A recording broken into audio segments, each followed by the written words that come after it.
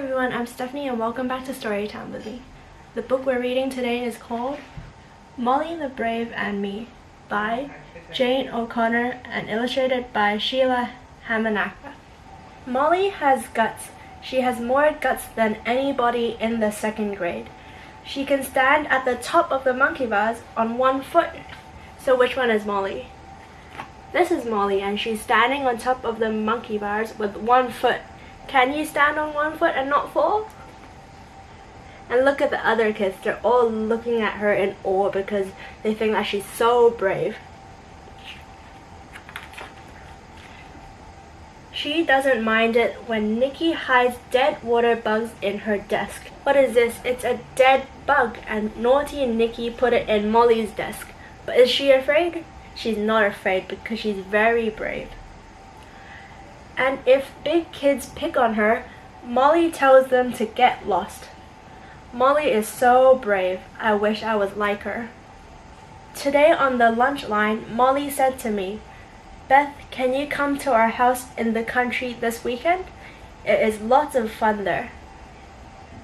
So this is Beth and this is Molly. Wow, I guess Molly really likes me. That made me feel good. So what are they eating for lunch? Can you see? They are eating burgers and peas and they are drinking milk. But I have never been away from home. What if I get homesick? What if they eat stuff I don't like? So Beth is worried that she's going to get homesick when she goes sleep over because she's afraid she's going to miss her parents. And she's also afraid that Molly's family will eat all sorts of weird stuff. Can you tell me what food you see on the table? I see a big octopus, an entire pig with an apple in its mouth, and also some eyeballs. Do you think they really eat eyeballs? I don't think so. What if there are lots of wild animals? I was not sure I wanted to go. So Beth is also afraid that there are going to be bears and snakes outside Molly's house. Let's see if they're really true. I sat at a table with Molly. I said, "Gee, Molly, it sounds neat. Only I don't know if my parents will say yes." That night, Molly's mom called my mom. My mom said yes. So how could I say no? It was all set. Molly's parents were going to pick me up on Saturday morning. So look at Beth, he's like, "Oh no, I thought my mom would say no, but she said yes." So she has to go to Molly's house this weekend.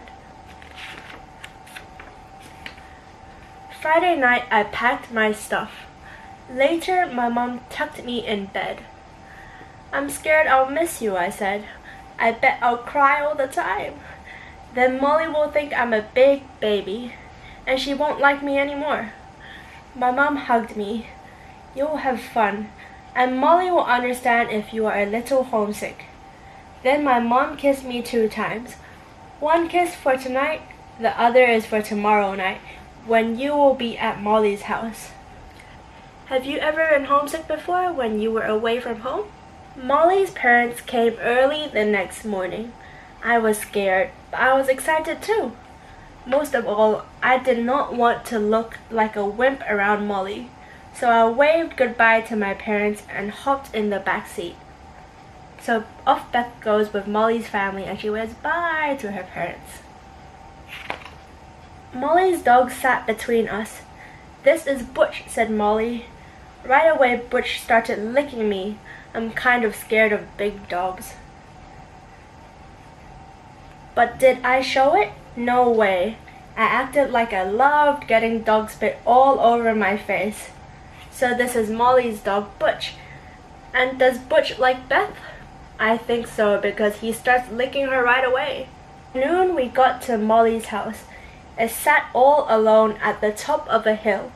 This was once a farm, Molly's mom told me. It's 150 years old. I like new houses. They haven't had time to get any ghosts. But I didn't say that to Molly's mom. Right after lunch, we went berry picking. That sounded like fun. Then I saw all the beetles on the bushes. I did not want to touch them. but Molly just swatted them away. So I gave it a try too. "Hey, this is fun," I said. "I have never picked food before." "Are you scared of beetles?" "I'm scared of beetles. So what do I do when I see beetles?" "Like Molly, I swat them away. Can you swat the bugs away?" We ate lots and lots of berries. Red juice got all over my face and hands. I pretended it was blood and I was a vampire. I chased Molly all around. "You know what?" I told her. "I am really glad that I came to your house."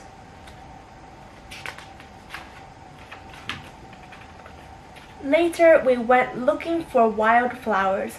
That sounded nice and safe to me. We walked all the way down to a stream. A big log lay across the stream. Molly ran right across it. Boy, what guts! Butch ran across too. I stared at the log. "Do you think Beth is afraid?" Look at her face. I think she looks very scared to cross. "Aren't there any wildflowers on this side?" I asked. Molly shook her head. "The best ones are over here. Come on, Beth. Don't be scared. Just walk across. It's easy." "Okay," I told myself. "Quit acting like a wimp." I started taking tiny steps across the log. Near the end, I slipped. Oof, down I went. Ouch! Beth slipped and fell on her backside. That's going to be very painful. Let's see if she's okay. "Are you alright?" Molly asked. I nodded, but my backside really hurt. We picked flowers for a while, and when we left, I crawled across the log. Molly didn't tease me. Still, I knew I looked like a jerk. On the way back to the house, Butch saw a rabbit and chased it into a field of corn. "Dumb dog," said Molly. "He will never catch that rabbit. We'd better go and find him." So here's the rabbit hopping along, and Butch runs after it. And here come Beth and Molly running after Butch. "Oh, rats," I thought. But I went in after Molly. We followed the sound of Butch's barks. Boy, was that field big. The corn was way over our heads, and it seemed to go on for miles. At last, we spotted Butch. Molly ran and hugged him. Then she pulled me by the arm. "This place is creepy," Molly said. "Let's get out of here." That was fine with me, but it was not so easy getting out. All the corn looked the same. It was hot and hard to see. Bugs kept flying in our faces. It felt like we were walking around and around in circles. So, oh no, I think Molly and Beth are lost. Because the corn is so tall and they're surrounded by corn, they don't know where they're going. "Can't Butch help us find the way?" I asked. Molly shook her head. "Butch can't find his own doghouse." Then Molly started blinking hard, and her nose got all runny. "Beth," she said, "we're really stuck in here. I'm scared." "Molly? Scared?" I could not believe it. I held her hand. "Don't be scared," I told her, even though I was scared too. "We'll get out of here." Molly's crying because she's scared they won't be able to get out from the field. Did you expect that Molly would cry? I didn't expect it too. But seems like Beth is being really brave. Then I got an idea. "Come on," I told Molly. I started to walk down the space between two rows of corn. I did not make any turns. I stayed in a straight line. "Pretend this is a long street," I said. "Sooner or later, we have to come to the end of it." And at last we did. Molly and I hugged each other and jumped up and down. "Woof, woof," went Butch. "Hot stuff," said Molly. "You got us out." When we got back to Molly's house, her mother said, "Where have you girls been? It is almost time for dinner." Molly told her parents about following Butch into the corn. Then she put her arm around me. I was scared stiff, Molly told them, but Beth wasn't scared at all. Boy, does she have guts. Guts? Me? I couldn't believe my ears. So Molly is saying that she thinks that Beth is very brave, but all along Beth thought Molly was brave. Dinner was great. We cooked hot dog on sticks over a fire. And there was plenty of corn on the cob. Oh no, not corn, Molly and I shouted together, but we each ate 3 ears anyway. Right before bed, I did get a little homesick. Molly's mom gave me a big hug. That helped. Then Molly told me I was her best friend. We locked pinkies on it. That helped too. Maybe Molly was right. Maybe I really am a kid with guts. The end. I hope you liked today's story.